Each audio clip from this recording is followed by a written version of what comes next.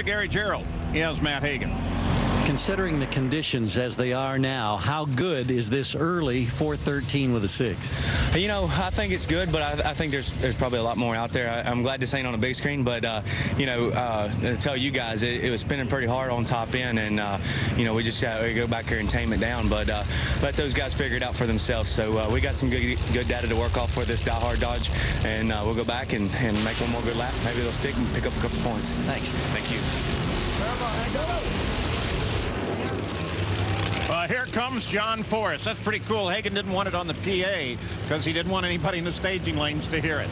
Well, and absolutely. And you look at during the countdown this season between the contenders, what a battle this has been all season long. And then right down to the wire here, 3 finals apiece, 1 win apiece. Point position, Matt Hagan by virtue of a couple more round wins than John Forrest. Now let's take a look at the points one more time as John Forrest is coming up. He is currently 3rd. And there are your funny car points. Hagan, Forrest is 39 back. Remembering, we really look at rounds, you know, so round is 20 points. 39 means 2 rounds is what John's going to have to make up to be able to beat Hagan.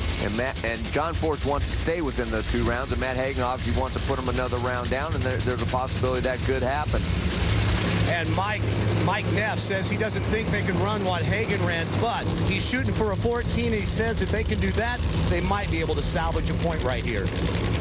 After the first 2 qualifying sessions in field, the left lane was a little bit more suspect, a little bit harder to get down the racetrack than in the right-hand lane. Now remember, that can change from session to session, especially from day to day. A little more heat on the racetrack. We've seen some pretty good runs in both lanes, but so far the better runs have been pretty much in that right-hand lane, especially in the first 2 qualifying sessions.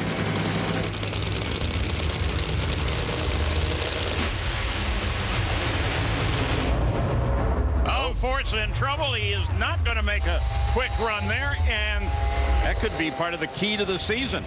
Well, now he's going to have to depend on his teammates, Robert Hyde and Ashley Forrest, to possibly try to get quicker to bump Matt Hagan down into that points and take away some of them little points from him. Grant Downing in the other lane was trying to make it into the field. He did not do it. He ran a 5:37. Dave Reef. Zippy, we saw you jump in the box numerous times. This obviously a very meaningful qualifier. Advantage in the right lane. Be very difficult to run that good in the left lane, but we had nothing to lose. You know, we had to try to go after it, to try to fight for every point right now. Wasn't going to do us any good to just go up there and, you know, run 4:17 or something again. So we were trying to, you know, get it to run a 12 or 13 or something, and it's just real hard to do out there over here in the left lane. Keep in mind, this man will have his car over in the right lane in the 4th session. Matt Hagan will come over to the left, so the chess game for those little points continues. Oh, you bet. Dave, look at John Forrest now has to rely more on the rest of his team, and he's going to possibly get some help right away from his son-in-law and teammate, Robert Hyde, who's coming up next. John Kernan.